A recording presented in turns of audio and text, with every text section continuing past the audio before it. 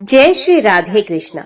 धर्म ग्रंथों में वर्णित है कि भादो मास का प्रत्येक दिन दिव्य फल प्रदान करता है। इसके 11वें अध्याय में भगवान श्री कृष्ण की एक अनुपम कथा आती है, जिसमें वे भक्तों के मन के भाव पढ़कर उनकी रक्षा करते हैं और प्रेम का ऐसा अमृत बहाते हैं जो सुनने वाले के हृदय को भक्ति में डुबो देता है। भाद्रपद मास का प्रथम पखवाड़ा समाप्ति की ओर था। द्वारका में सागर की लहरें सुनहरी चांदनी में नाच रही थी। महल के भीतर रुक्मणी, सत्यभामा और अन्य रानियां श्री कृष्ण की ओर प्रेम से निहार रही थी। प्रभु मंद मुस्कान के साथ बंसी बजा रहे थे, परंतु उनके मन में आज व्रजभूमि की यादें उमड़ रही थी। उनके मन में गोपियों की स्नेह भरी बातें, माँ यशोदा के हाथ का माखन, नंद बाबा का स्नेह और यमुना तट की लीलाएं जीवंत हो उठी। तभी नारद मुनि आ पहुँचे।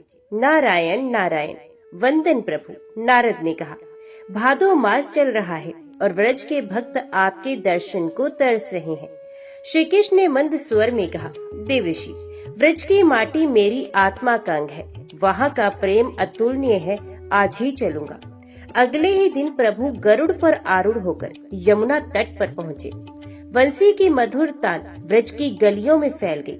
ये वही तान थी जिसे सुनकर गाय दुहना भूल जाती थी, चरवाहे खेल छोड़ देते थे और गोपियां अपने घर के काम अधूरे छोड़कर दौड़ पड़ती थी।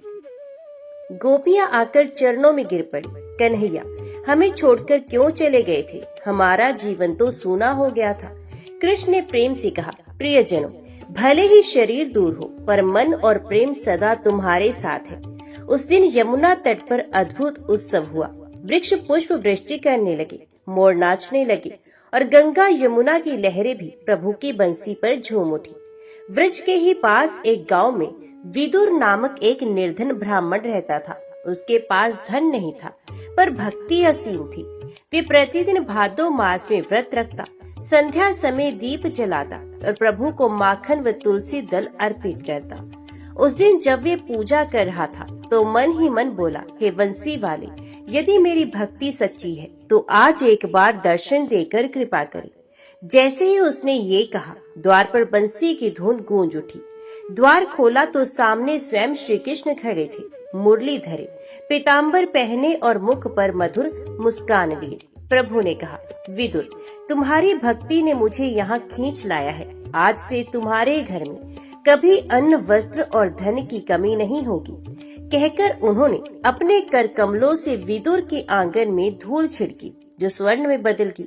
विदुर की आंखों से आंसू बहने लगे। यह केवल सोने का सुख नहीं, बल्कि प्रभु के प्रेम का अमूल्य वरदान था। इस कथा का सार यही है कि भक्ति में सच्चा भाव ही भगवान को आकर्षित करता है। धन, बल, रूप नहीं, केवल प्रेम और समर्पण ही वे चाबी है जिसे प्रभु के हृदय का द्वार खुलता है। भादो मास में जो भी इस कथा को सुनता या फिर सुनाता है, ये श्री कृष्ण की कृपा का पात्र बनता है और उसके जीवन में सदैव आनंद, शांति और समृद्धि बनी रहती है। ओम नमो भगवते वासुदेवाय नमः। अभी सुनिए हरिवंश पुराण के 11वें दिन का पाठ। हरिवंश पुराण के 11वें दिन का पाठ हमें उस दिव्य प्रसंग में ले जाता है जब द्वारका के नाथ श्री कृष्ण अपने भक्तों के कल्याण हेतु अद्भुत लीलाएं करते हैं। कथा के अनुसार भाद्रपद मास के पुण्य दिनों में प्रभु ने अपने राज्य में धर्म की स्थापना और अधर्म के नाश का संकल्प लिया। इसी समय उन्होंने पांडवों से मिलने का विचार किया। युधिष्ठिर के राजस्व यज्ञ की पूर्ण आहुति के बाद प्रभु ने सभा में धर्म, सत्य और भक्ति की महिमा का उपदेश दिया था। श्री कृष्ण ने कहा, जो मनुष्य हरिवंश पुराण का पाठ करता है वे मेरे परम धाम को प्राप्त होता है। उसके जीवन के समस्त पाप नष्ट हो जाते हैं और वे जन्म मरण के बंधन से मुक्त हो जाता है।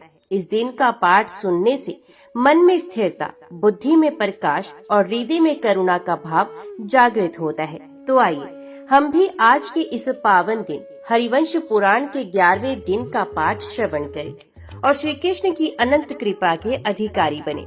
हरे कृष्णा कृष्ण कृष्ण हरे हरे। धर्मशाला में पहुंचने के बाद जब वो दिन समाप्त हुआ तो दूसरा दिन उपस्थित हुआ। तब युद्ध देखने की इच्छा वाले पुरवासियों से वे महान रंग स्थल भर गया। वहां जो मंच रखे गए थे वे चित्रों से सुशोभित तथा 8 कोण वाले पायों से अलंकृत थे। जिन घरों में वे मंच थे उनके द्वारों पर बेदियां बनी थी और कुंडी के साथ किवाड़े भी थी। उनमें झरोखों के रूप में अर्धचंद्राकार छिद्र रखे गए थे। वे मंच और मंचगार उत्तमोत्तम बिछोने से विभूषित थे। उन मंचगारों के द्वार पूर्व विमुख थे। वे सबके सब सुंदर और खुले हुए थे। फूलों की मालाओं तथा मोती आदि की लड़ियों से उन सबको सजाया गया था। वे शोभा संपन्न एवं अलंकृत मंचगार शरद ऋतु के बादलों के समान शोभा पाते थे।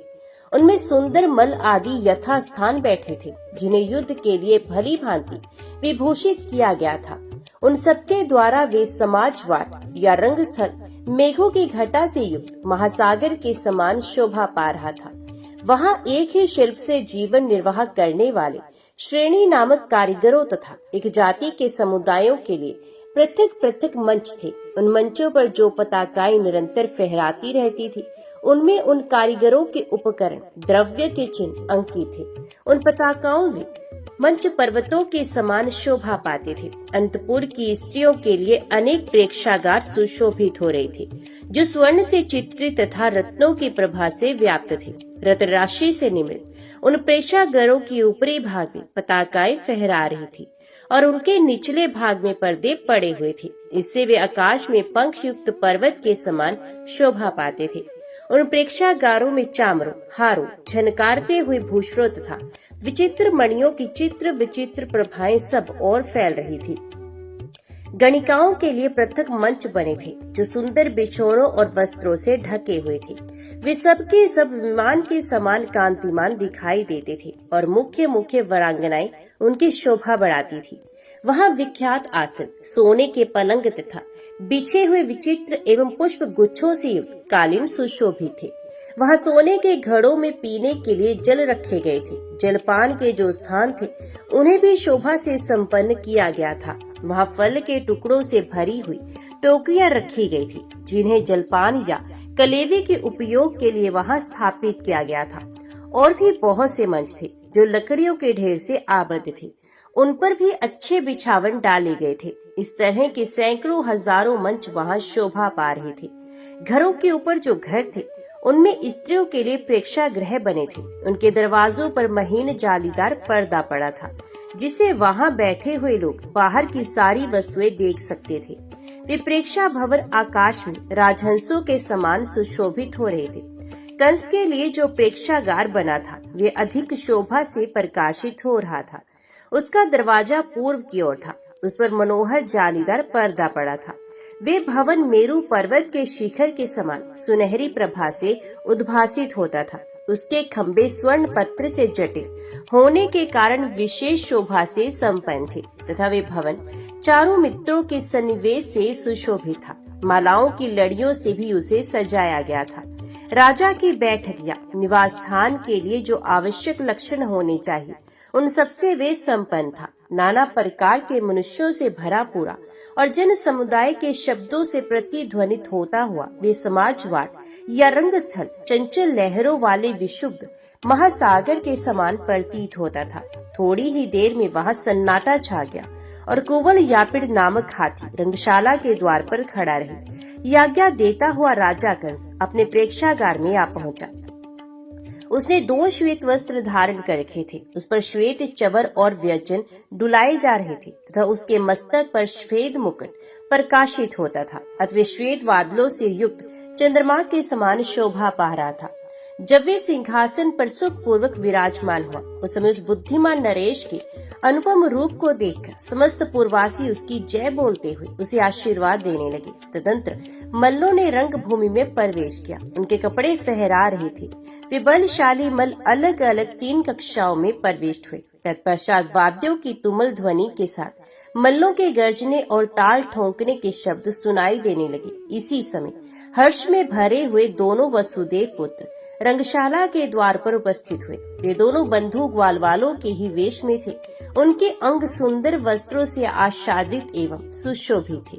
वे दिव्य चंदन से विभूषित थे। सर के ऊपर पुष्पमाला और गले में गजरे शोभा दे रहे थे। उन्होंने अपनी भुजाओं को ही आयुध बना रखा था। वे दोनों जुड़वे से जान पड़ते थे और एक दूसरे की अर्गला के समान मोटी बाहों पर ताल ठोक रहे थे। वे दोनों सुंदर मुख वाले वीर बड़ी उतावली के साथ रंगशाला की ओर आ रहे थे, किंतु महावत के द्वारा अत्यंत प्रेरित किए गए उस मतवाले गजराज ने उन्हें सहसा रोक दिया। वे मदमत हाथी बड़ा ही दुष्ट था।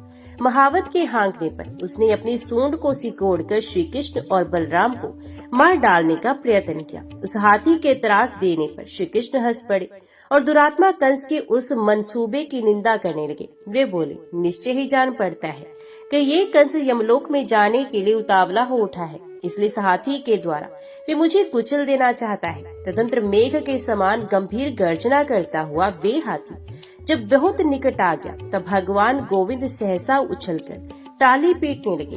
हाथी के सामने ही गर्जने और ताल ठोकने की आवाज करके उन्होंने जल के फुहारे छोड़ने वाली उसकी सूंड को अपनी छाती पर दबा लिया। फिर श्री कृष्ण उसके दोनों दांतों के बीच से होकर पैरों के मध्य भाग में आ गए और जैसे हवा बादल को इधर उधर उड़ाती रहती है, उसी प्रकार वे उस हाथी को सताने और व्याकुल करने लगे। वे उस हाथी की सूंड के अग्रभाग से निकलकर दांतों के भी अग्रभाग से बचकर तथा पैरों के भी बीच से छूटकर बाहर आ गए। फिर श्री कृष्ण ने उस हाथी को पीछे से ऊंचाई की ओर खींचकर घसीटना आरंभ किया। वे विशालकाय हाथी व्याकुल हो गया और श्री कृष्ण को मारने में असफल हो अपने ही अंगों में मथित होता हुआ जोर जोर से चीखाड़ने लगा। फिर तो वे दोनों घुटनों के बल पर गिर पड़ा। दोनों दांत भूमि से टकरा जड़ से हिल गए, जिससे उसको बड़ी व्यथा हुई।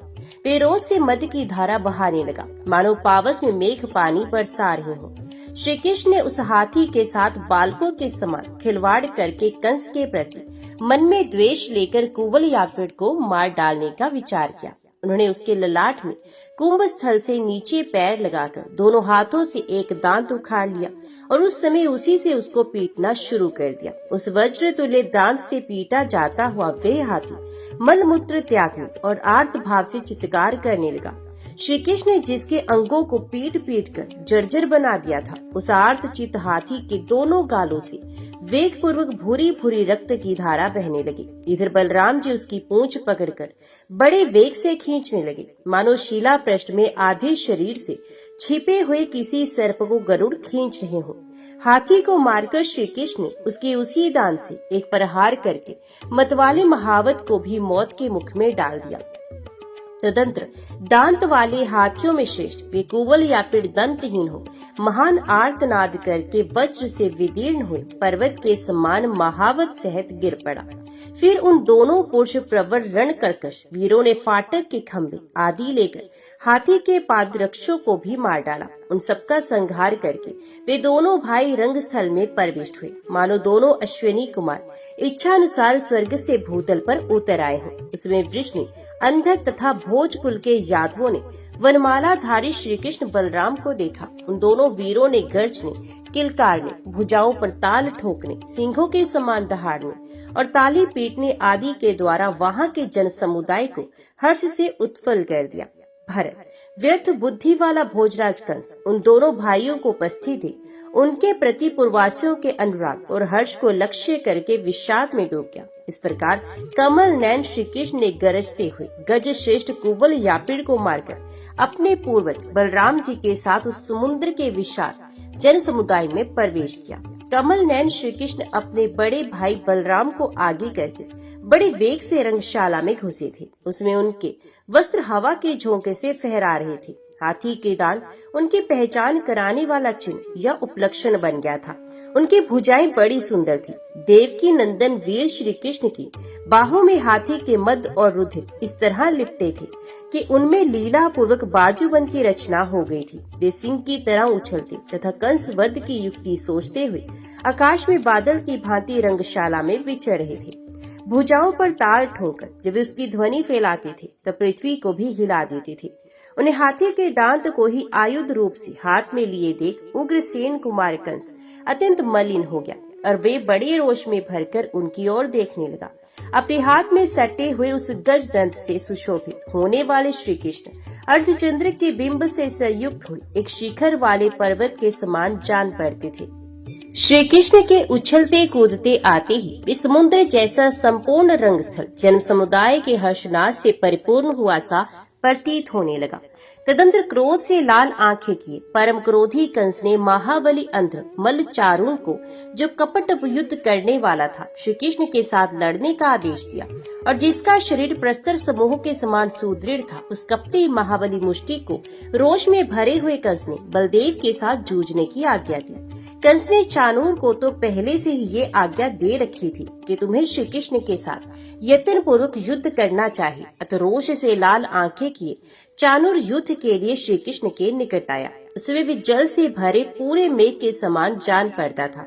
राजा की ओर से शांत रहने की घोषणा होते ही वहाँ का सारा जन समुदाय नीरव तथा निश्चल हो गया। तब वहाँ एक साथ बैठे हुए यादव इस प्रकार कहने लगे, पूर्व काल में विधाता ने मल्ल युद्ध के विषय में ये नियम बनाया था कि यह युद्ध रंग स्थल के अखाड़े में केवल भुजाओं द्वारा हो। इसमें किसी प्रकार की अस्त्र शस्त्र का प्रयोग न किया जाए। इसमें कोई न कोई प्रेक्षक रहना चाहिए। इसमें कायर या डरपोक को सम्मिलित नहीं करना चाहिए। इसमें क्रिया और बल के द्वारा ही विपक्षी को परास्त करने की आज्ञा दी गई है। समयोचित कर्तव्य को देखने और समझने वाले पुरुषों को उचित है कि वे सदा योद्धाओं के लिए जल प्रस्तुत करके उनकी भारी थकावट दूर करें और गोबर का चूर्ण सुलभ करके पहलवान का सदा सत्कार करना चाहिए। युद्ध वृक्षों ने ये भी बताया कि जो जिस मार्ग से लड़े उसके साथ उसी के अनुरूप दाव लगाकर भूमि पर खड़े हुए के साथ खड़ा होकर ही लड़ना चाहिए और एक एक योद्धा को क्रमश एक एक के साथ लड़ाना चाहिए। कोई बालक हो, वृद्ध हो, मध्य अवस्था का हो, दुर्बल हो अथवा बलवान हो, वे यदि अखाड़े में उतरे तो उसके जोड़ का विचार उसी की कक्षा के लोगों में से ही करना चाहिए। शारीरिक बल और क्रिया से ही बाहु युद्ध करने का विधान है। विज्ञ पुरुष को चाहिए कि प्रतिद्वंदी को गिरा देने के बाद उसके साथ और कुछ न करे। इस समय रंग स्थल में श्री कृष्ण और अंध्रमल चाणूर का युद्ध प्रस्तुत है, परंतु इनमें श्री कृष्ण तो अभी बालक हैं और चाणूर विशालकाय पहलवान है। इस विश्वता पर विचार क्यों नहीं किया जाता? ये सुनकर उन जन समाज में कोलाहल मच गया। तब भगवान श्री कृष्ण उछल पड़े और इस प्रकार बोले, मैं बालक हूँ और ये महामल अंध्र शरीर से पर्वत जैसा दिखाई देता है, तथापि इस बाहुशाली वीर के साथ मेरा युद्ध हो, ये मुझे पसंद है। मेरी ओर से युद्ध संबंधी नियम का कोई उल्लंघन नहीं होगा। बाहुयुद्ध करने वाले योद्धाओं का जो मत है उसे मैं कलंकित नहीं करूंगा। गोबर के चूर्ण को उपटन के समान शरीर में मलना, जल से धोना और गेरू के रंग का लेपन करना रंग स्थल का धर्म है। ये मल्लों का बनाया हुआ आचार है। संयम, स्थिरता, शौर्य, व्यायाम, सत्क्रिया, असद व्यवहार से बचते हुए भी अधिक से अधिक बल प्रकट करना, इन 6 साधनों के द्वारा रंग भूमि में विजय रूप सिद्धि का प्राप्त होना निश्चित है। ये मल्ल युद्ध के विद्वानों का मत है। ये इस वैर रहित युद्ध को भी वैर युक्त कर देने पर तुला हुआ है, अतः यहाँ इसका निग्रह करना आवश्यक है। ऐसा करके मैं संपूर्ण जगत को संतुष्ट करूंगा। ये चाणूर नामक बाहु योद्धि मल्ल करुष देश में उत्पन्न हुआ है। इसके शरीर और क्रम से जो घटनाएं घटित हुई हैं, उन पर भी आप लोग विचार कर लें।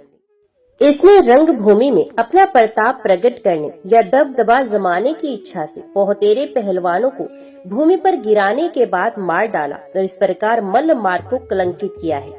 शस्त्र द्वारा युद्ध करने वाले योद्धाओं के लिए संग्राम में शत्रु को विदीर्ण कर देना ही सिद्धि है, परंतु मल्लों को प्रतिद्वंदी मल्ल को गिरा देने मात्र से रंग स्थल में विजय रूप सिद्धि प्राप्त होती है। शस्त्र युद्ध में विजय पाने वाले को अक्षय कीर्ति प्राप्ति होती है। यदि वे रण क्षेत्र में शस्त्रों द्वारा मारा गया तो भी उसे स्वर्गलोक की प्राप्ति होती है। शस्त्र युद्ध में मारे जाने वाले को तथा मारने वाले दोनों को ही सिद्धि मिलती है, क्योंकि ये प्राणांतक का यात्रा है जिसके महान पुरुषों ने भली भांति प्रशंसा की है। परंतु ये मल्ल युद्ध का मार्ग शारीरिक बल और दाव पेश के कौशल से प्रकट हुआ है। अखाड़े में मरने वाले को कहाँ स्वर्ग मिलता है अथवा जीतने वाले को कहाँ का सुख मिलता है? किसी पंडित मानी राजा का प्रताप बढ़ाने के लिए जो कोई भी मल्ल किसी पहलवान के द्वारा अपने अपराध से मारे गए हैं, वहाँ उस मल्ल हत्यारे को हत्या जनित पाप ही लगता है। जब श्री कृष्ण ऐसा कह रहे थे, उसी समय उनमें और चाणूर में दोनों में ही अत्यंत दारुण एवं भयानक युद्ध होने लगा, जैसे वन में दो हाथी लड़ पड़े। उनमें से जब एक दूसरे का कोई अंग जोर से दबाता, तब दूसरा तुरंत उसका प्रतिकार करता, उस अंग को उसकी पकड़ से छुड़ा लेता था। दोनों एक दूसरे के हाथों को मुट्ठी से पकड़कर विवश कर देते और विचित्र ढंग से परस्पर प्रहार करते थे। दोनों ही एक दूसरे को अपनी भुजाओं में बांधकर रोक लेते। कभी दोनों आपस में गुंथ जाते और फिर धक्के देकर दूर हटा देते। कभी एक दूसरे को जमीन पर पटक कर रगड़ता तो दूसरा नीचे से ही कुलाच कर ऊपर वाले को दूर फेंक देता, या लिए दिए खड़ा हो अपने शरीर से दबाकर उसके अंगों को भी मथ डालता। वे दोनों ही एक दूसरे से सटकर ऐसे जान पड़ते थे मानो दो पर्वत परस्पर भिड़ गए हों। कभी दोनों को बलपूर्वक पीछे हटाते और मुक्कों से एक दूसरे की छाती पर चोट करते। कभी एक को दूसरा अपने कंधे पर उठा लेता और उसका मुंह नीचे कर घुमाकर पटक देता, जिससे ऐसा शब्द होता मानो किसी शुकर ने चोट की हो। कभी वे दोनों योद्धा एक दूसरे के शरीर पर कोहनियों और घुटनों से चोट करते। कभी हाथ की अंगुलियों को फैलाकर एक दूसरे को पीटते थे। कभी आपस में पंजे लड़ाते, कभी रोष पूर्वक अंगुलियों के नखों से बकोट लेते, कभी पैरों में उलझाकर दोनों के दोनों गिरा देते। इस प्रकार भयंकर दावपेच का प्रयोग करते थे। कभी घुटनों और सर से टक्कर मारते, जिसे पत्थरों के टकराने के समान शब्द होता था। जन समुदाय के समक्ष किए जाने वाले उत्सव में शूर वीरों के निकट उन दोनों में केवल बाहुबल, शारीरिक बल तथा प्राण बल से किसी अस्त्र शस्त्र के बिना ही बड़ा भयंकर युद्ध हुआ। उस युद्ध के रंग में सब लोग रंग गए। सभी दर्शक विजेता का उत्साह बढ़ाने के लिए जोर जोर से हर्षनाद कर उठते थे। दूसरे लोग मंचों पर बैठे बैठे ही साधु साधु की घोषणा करते। ये सब देख सुनकर कंस के वदन से पसीना छूटने लगा। उसकी आंखें श्री कृष्ण की ओर ही लगी थी।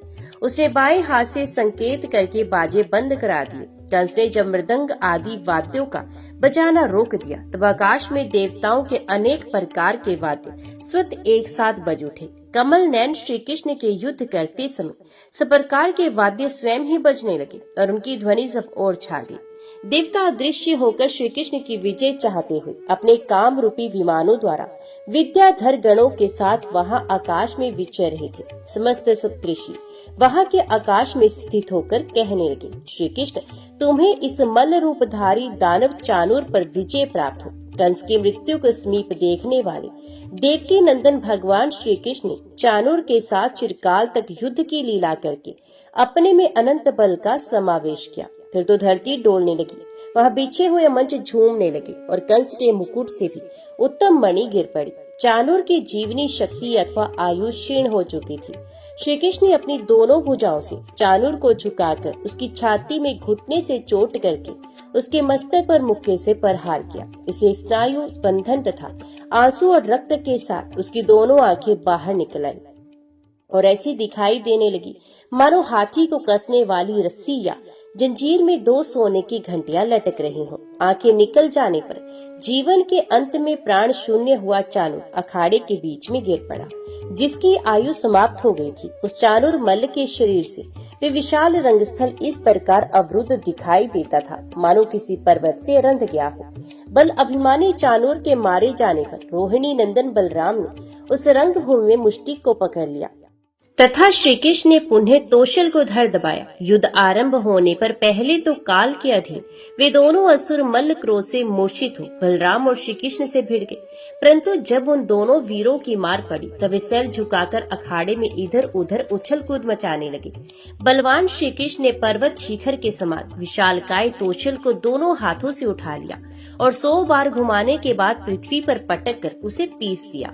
श्री कृष्ण के द्वारा आक्रांत एवं पीड़ित होकर मरणासन हुए उस महाबली मल्ल के मुख से बहुत अधिक रक्त निकलने लगा। इधर महाबली महामल संघर्षण आधर देशीय मल मुष्टिक के साथ देर तक युद्ध करके उसे कुश्ती के अनेक पैंतरे दिखाने लगे। फिर उन तेजस्वी वीर ने उसके मस्तक पर एक मुक्का मारा। उसे वज्रपात के समान शब्द हुआ मानो किसी महान पर्वत पर वज्र से आघात किया गया हो। इसे उसका मस्तक फटकर गिर पड़ा, आंखें निकल आई और बलराम जी के द्वारा मारा गया वह मल पृथ्वी पर गिर पड़ा।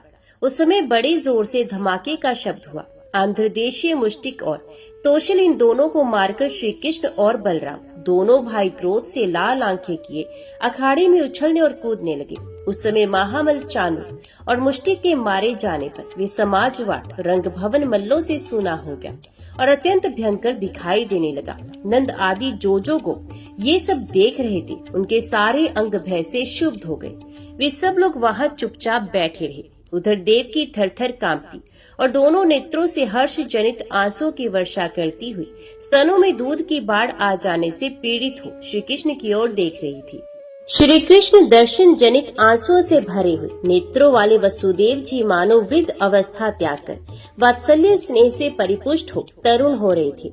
वहाँ जो मुख्य मुख्य वीरांगनाएं उपस्थित थी, वे सब की सब निमेष के भीतर चलने वाले नेत्र रूपी भ्रमरों द्वारा श्री कृष्ण के मुखारविंद का रसपान करने लगी। तदंतर श्री कृष्ण को देखने से कंस के मुख में दोनों भौहों के बीच रोष व पसीना निकलने लगा।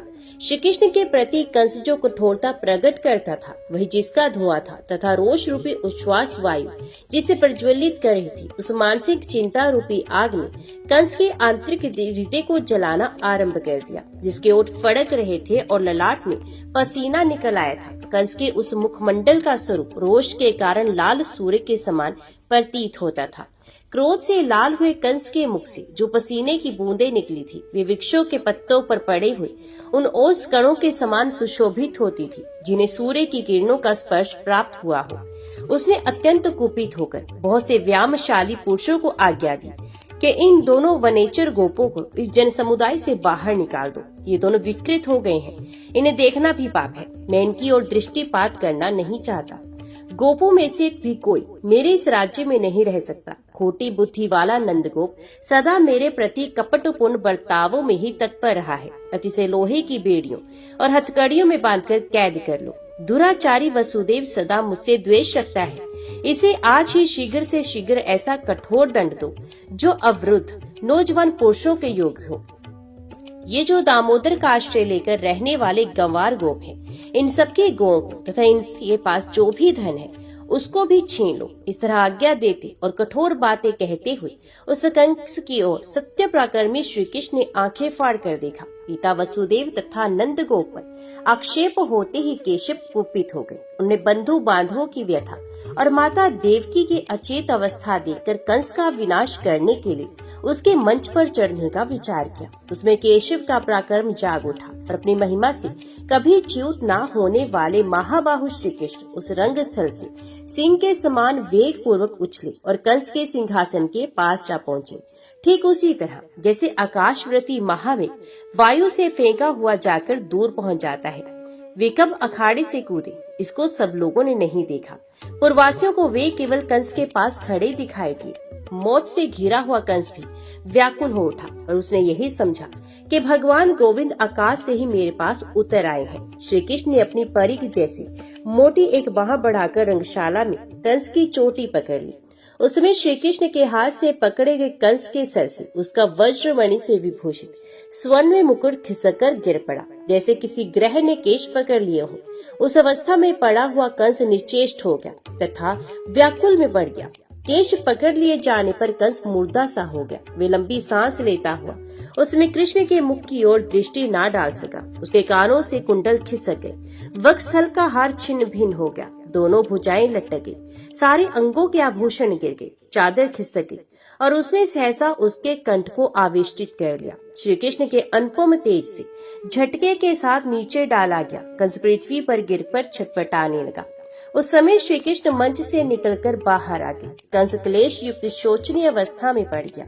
श्री कृष्ण पुनः बलपूर्वक उसके सर के बाल पकड़कर उस महान रंगस्थल में उसे घसीटने लगे। श्री कृष्ण के द्वारा घसीटे जाते हुए महातेजस्वी भोजराज कंस ने उस रंगशाला में अपनी देह की रगड़ से खाई सी बना दी। रंगशाला में खिलवाड़ करते हुए घसीट कर निर्जीव हुए कंस के शरीर को श्री कृष्ण ने पास ही छोड़ दिया। उसका जो शरीर सुख भोगने के योग्य था, वे मर्दित होकर पृथ्वी पर सो गया। शूरवीरों के लिए अयोग्य विपरीत विधि से धूल में सनकर वह कोमल अंग कठोर हो गया।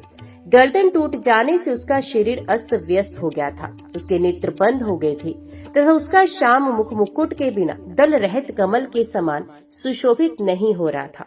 कंस बिना युद्ध के ही मारा गया। उसके शरीर पर बाणों से घाव नहीं होने पाए। उसको केश पकड़कर घसीटा गया था। इस अवस्था में उसके प्राण निकले और वे वीरोचित मार्ग से भ्रष्ट हो गया। उसके शरीर में श्री कृष्ण द्वारा सहसा गड़ाए के उनके सभी नखाग्र कंस के जीवन का उच्छेद करके प्रकाशित हो रहे थे। वे उसके मांस को छेद छेद कर सघन रूप से वहां अंकित हो गए थे। उसका वध करके कमल नयन श्री कृष्ण को इतना अपार हर्ष हुआ कि उनके अंगों की प्रभा द्विगुण दीप्ति से प्रकाशित हो उठी। उन्होंने जगत के लिए कंटक रूप कंस का विनाश करके पिता वसुदेव के दोनों चरणों में प्रणाम किया। तत्पश्चात यदुनंदन श्री कृष्ण ने माता के दोनों चरणों में अपना मस्तक रखकर उनकी वंदना की। उस समय देवकी आनंद तिरेक से निकले हुए अपने स्तनों के दूध से उन्हें सींचने लगी। तदनंतर अपने तेज से उद्दीप्त हुए श्री कृष्ण ने व्यय और स्थिति के अनुसार उन समस्त यादवों की कुशल पूछी।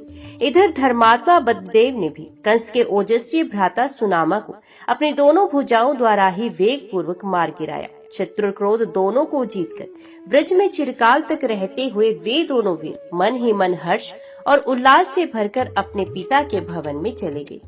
इसका पुण्य क्षीण हो गया हो उस ग्रह के समान भूमि पर गिरे हुए पति को देखकर राजा कंस की पत्नियां उसके मृतक शरीर को सब ओर से घेर कर बैठ गई। जो कभी पृथ्वी के स्वामी थे वे ही पतिदेव आयु समाप्त होने पर भूमि पर सो रहे हैं। ये देख राजा कंस की रानियां उसके लिए उसी तरह शोक करने लगी जैसे हरणियां हरण के लिए शोक मगन हो जाती हैं।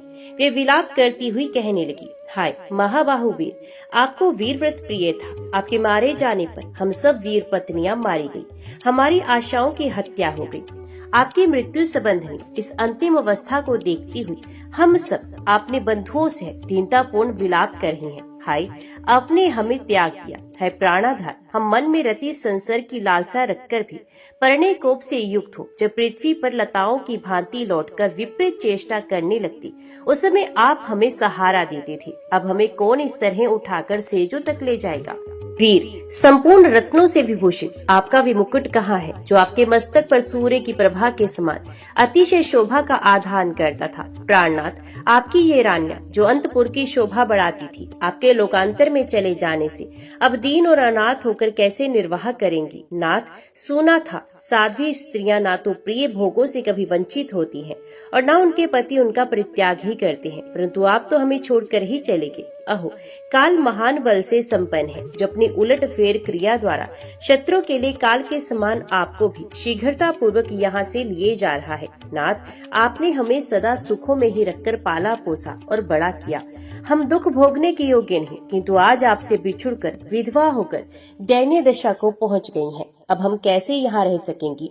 जिनके मन में सदाचार के पालन का लोभ हो उन साध्वी स्त्रियों के लिए एकमात्र पति ही परम गति है, सबसे बड़ा सहारा है। किंतु महाबली काल ने हमारे उस सहारे को काट डाला। हम वैधव्य से विभूत हो गई हैं। हमारा मन शोक से संतप्त हो गया है। हम विपत्ति के उस गहरे कुंड में डूब गई हैं जहाँ केवल रोना ही रोना रह जाता। अब हम आपके बिना कहाँ जाएंगे। हमारा समय आपके साथ ही बीता है। हमने आपके अंक में ही क्रीड़ाएं की हैं, किंतु एक ही क्षण में हम उस सौभाग्य से वंचित हो गए। सचमुच ही मनुष्यों की गति अनित्य है, क्षण भंगुर है। दूसरों को मान देने वाले महाराज, आपके निधन से हम सबकी सब निर्बल हो गई। जान पड़ता है हम सबने एक समान ही पाप किया था, जिससे सबको वैधव्य का चिन्ह धारण करना पड़ा। आपने हमरती प्रिया रमणियों को स्वर्ग के समान सुख भोग कर सदा हमारा लालन पालन किया। हम सभी आपके प्रति कामासक्त रही, फिर आप हमें छोड़कर कहाँ चले गए। महाभाग, जबकि आपके सभी बंधु मारे जा रहे हैं और स्त्रियां शोक से पीड़ित हैं, ऐसे अवसर पर आपका परलोक गमन हमें बड़ा दारुण प्रतीत होता है। अधिक से अधिक वरदान करने वाले महाराज, क्या कारण है जो अपनी इन पत्नियों के रोने और आर्तनाद करने पर भी आप मोहवश इनको दुख को समझ नहीं पाती अथवा इस मोह निद्रा से जाग नहीं उठते हैं। स्त्रियों का बिना पति के ही रह जाना अच्छा, किंतु उनके लिए शूरवीर पति का होना अच्छा नहीं, क्योंकि वे शूरवीर स्वर्गलोक की सुंदरियों को प्रिय होते हैं और वे सुंदरियां भी उन शूरवीरों को प्रिय होती हैं। अहो जिन्हें युद्ध ही प्रिय था उन आपको दृश्य भाव से शीघ्रता पूर्वक ले जाने वाले काल ने हम सबकी अंतर आत्माओं पर एक साथ ही प्रहार किया है। वीरवर, आप युद्ध में जरासंध की सेना का विनाश करके यक्षों को भी हराकर इस भूतल पर एक मनुष्य मात्र के हाथ से किस तरह मार डाले गए। इंद्र के साथ बाणों द्वारा युद्ध करके जो सम्रांगण में अमरों से भी पराजित ना हो सके, वे ही आप एक मरण धर्मा मनुष्यों के हाथ से कैसे मारेंगे। आपने अपने बाणों की वर्षा से पाशधारी वरुण को परास्त करके महासागर को भी विशुद्ध करते हुए उसके रतन रूपी सर्वस्व का अपहरण कर लिया था। एक बार इंद्र ने जब वर्षा में कमी कर दी, तब आपने अपने सैनिकों से बादलों को जीतकर पूर्ववासियों के हित के लिए बलपूर्वक वर्षा करवाई थी। भूमंडल के समस्त भूपाल आपके प्रताप से नतमस्तक रहा करते थे। उपहार के रूप में आपके पास बहुमूल्य रत्न एवं वस्त्र भेजते थे। इस प्रकार आप देवताओं के समान तेजस्वी थे। शत्रुओं ने आपके बल पराक्रम को प्रत्यक्ष देखा था, तो भी आपके ऊपर ऐसा प्राण अंतकारी घोर भय कैसे आया। हाय नाथ, आपके मारे जाने से आज हमें विधवा की पदवी प्राप्त हुई। हम सदा परमात्मा से दूर रहती थी, परंतु मतवाले कृतांत ने हमको भी मिट्टी में मिला दिया। ऐसा कहकर विदा लेने में आपके लिए क्या परिश्रम था। प्राणनाथ, प्रसन्न होइए, हम भयभीत हैं। आपके चरणों में मस्तक रखकर प्रार्थना करती हैं। नरेश्वर, दूर देश में जाने और रहने से कोई लाभ नहीं, आप घर को ही लौटाइए। वीर, हमें आश्चर्य है, अब तिनकों और धूलों में लौटकर कैसे सो रहे हैं। इस तरह पृथ्वी पर सोए हुए आपके शरीर को उद्वेग क्यों नहीं प्राप्त होता। जैसे किसी पर सोते समय आघात किया जाए, उस प्रकार किसने हम लोगों को ये किस चीज की हमें कोई आशा नहीं थी, ऐसा घोर दंड दिया है। विधवा नारी जब तक जीवित रहती है उसे विलाप ही करना पड़ता है, उसका अंतकरण रोता रहता है। हमें तो पति के साथ ही चलना है, ऐसे अवसर पर हम रो क्यों रही हैं। इसी बीच में कंस की दुखिया माता कांपती हुई वहां आई। कहाँ है मेरा बच्चा, कहाँ है मेरा बेटा, ऐसा कहकर जोर जोर से रोने लगी। उसने अपने मरे हुए पुत्र को देखा। वे कांतिहीन चंद्रमा के समान प्रतीत होता था। उसकी ऐसी दशा देखकर माता का हृदय विदीर्ण हो गया। उसे बार बार चक्कर आने लगे। वे पुत्र के मुख की ओर देखती हुई चीखने लगी, हाय मैं मारी गई। पुत्र वधुओं के आर्तनाद के साथ रोने बिलखने लगी। पुत्र के जीवन की इच्छा रखने वाली राजमाता उसके दीन मुख को अपनी गोद में रखकर आर्तवाणी में हाय पुत्र कहकर करुणाजनक विलाप करने लगी। बेटा, तुम तो वीर व्रत में तत्पर रहते थे और अपने बंधु बांधवों का आनंद बढ़ाते थे। बस तुमने क्यों इतनी जल्दी यहाँ से प्रस्थान किया। पुत्र, तुम बिना किसी नियम के इस अत्यंत खुले हुए स्थान में क्यों सो रहे हो। वह तुम्हारे जैसे शुभ लक्षण संपन्न नरेश इस तरह भूमि पर नहीं सोते। तीनों लोकों में जो बल में सबसे बड़ा चढ़ा था, उस रावण ने प्राचीन काल में राक्षसों के समुदाय में इन सप्तपुरुषों को सम्मानित श्लोक का गान किया था। मैं इस प्रकार बल और पराक्रम में बड़ा हुआ हूँ तथा देवताओं का वध करने में समर्थ हूँ, तो भी मुझे अपने ही भाई बंधुओं से घोर एवं अनिवार्य भय प्राप्त होगा। उसी प्रकार मेरा बुद्धिमान पुत्र अपने सजातीय बंधुओं पर लुभाया रहता था, तो भी इसे भाई बंधुओं से भी ये देह विनाशक महान भय प्राप्त हुआ। वे अपने पति बूढ़े राजा उग्रसेन से जो समय अचेत से हो रहे थे, बछड़े से बिछड़ी हुई हरिणी के समान रोती हुई बोली, शुद्ध अंतकरण वाले महाराज, आइए आइए, अपने पुत्र राजा कंस को देखिए, जो वज्र के मारे हुए पर्वत की भांति वीरशैया पर सो रहा है। महाराज, अब हम लोग इसके लिए मृत्यु कालोचित क्रम करें, क्योंकि ये यमलोक में जाकर प्रेत तव को प्राप्त हुआ है। राज्य का उपभोग तो वीर पुरुष ही करते हैं, हम लोग तो अपराजित हो गए। अतः जाइए, कृष्ण को ये सूचित कीजिए कि कंस के अंत्येष्टि संस्कार की व्यवस्था होनी चाहिए। शत्रु के मरने तक ही वैर रहता है, उसके शांत हो जाने पर अब वैर की भी शांति हो जाएगी। इसके प्रेत कार्य तो करने चाहिए। मरा हुआ क्या अपराध करता है।